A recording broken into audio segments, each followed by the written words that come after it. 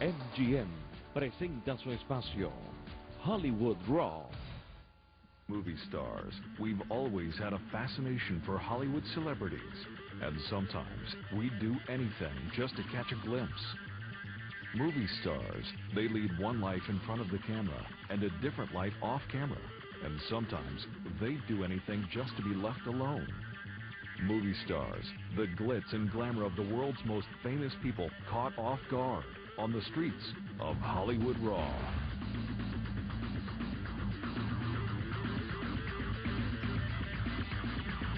He seemed to come from nowhere, making himself into a star thanks to the moves, the face, and even that very thick accent of his.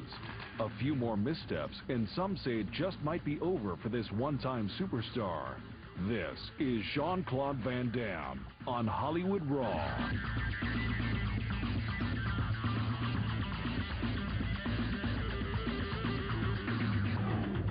The muscles from Brussels.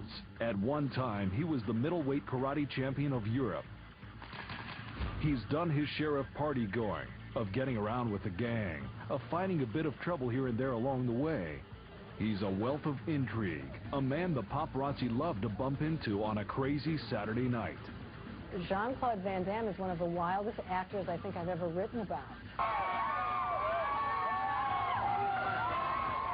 When Jean-Claude Van Damme arrived in Hollywood, he was a hot commodity. He knew all the right moves, martial arts, and he had the good looks to go with it, which was a very rare combination. We're used to Asian martial arts experts, but not guys that look like Jean-Claude Van Damme.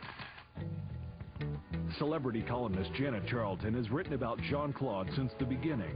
For as long as paparazzi photographer J.D. Ligier has been snapping Van Damme's picture.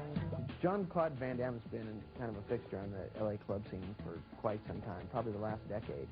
And back in the day when he was on top and his movies were doing well in the box office, he would come out to the clubs and be Mr. Friendly. Jean-Claude? Can you try the hat on for us so we can get it on video? Here. Yeah. Thanks a lot, Jean-Claude.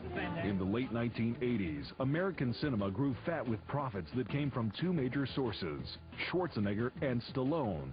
The world wanted action pictures, and as Arnold proved, you didn't need to have perfect English to make it big in Hollywood.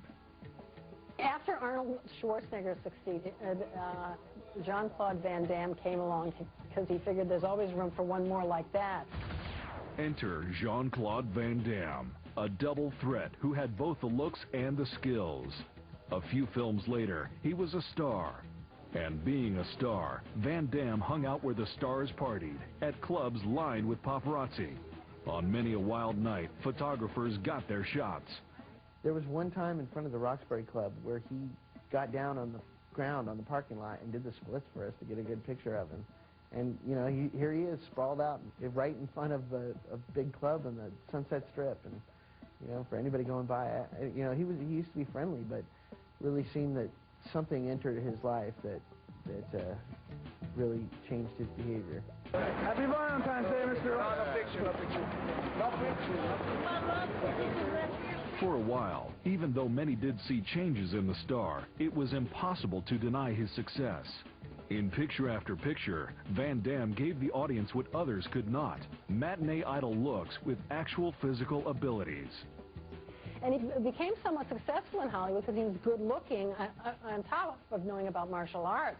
But he turned out to be quite a wild man in Hollywood. Others might say that wild man is a bit of an understatement. Jean-Claude was absolutely swimming in a sea of good times for a number of years. Before long, some claimed that the party took its toll on the high-flying star. My friend.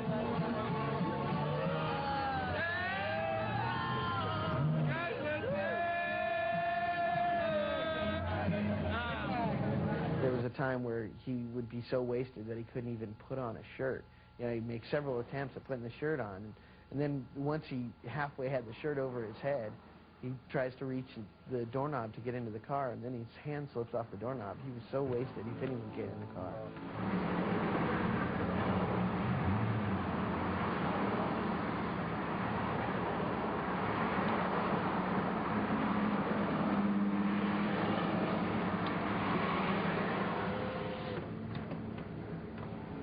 Adding to the mix was the second wife of Jean-Claude, Darcy Lapierre, a stunning beauty who seemed to be as free-spirited as the star himself. With Darcy around, things got even wilder. I remember once he was with his wife, Darcy Lapierre, and they were in a pharmacy in Brentwood, and they locked themselves in the bathroom, and they had very noisy sex in this bathroom in a pharmacy with people standing in line waiting to go in there. And pretty soon, everyone in there was a huge crowd standing outside the door in fascination. People would say, "Come here, you got to hear this." And there were like 100 people standing there or something when they came out. And they were just like totally happy with the attention. They weren't the least bit embarrassed or apologetic. They were just like, no big deal. He's really a very wild guy, and he gets away with murder. While some try to find humor in a few of the more wild antics, true fans point to admissions of substance abuse, shaking their heads over the loss of a one-time solid star. It seems like his life has taken a huge spiral downward, and it's sad. You know, it's sad to see a guy that was nice, you know, that worked hard and wanted to be successful, and once he just started to reach that peak, he took a huge nosedive, and you know, who knows if he's going to be able to pull back up out of the nosedive. You know, he's a troubled man now. But troubled or not, one thing is certain: never count Jean-Claude out.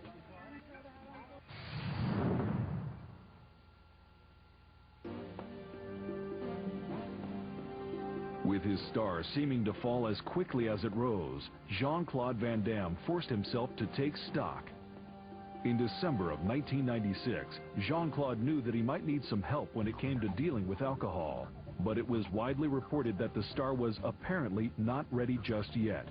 He went to rehab for a while, but he only stayed for a few days. Checked right out.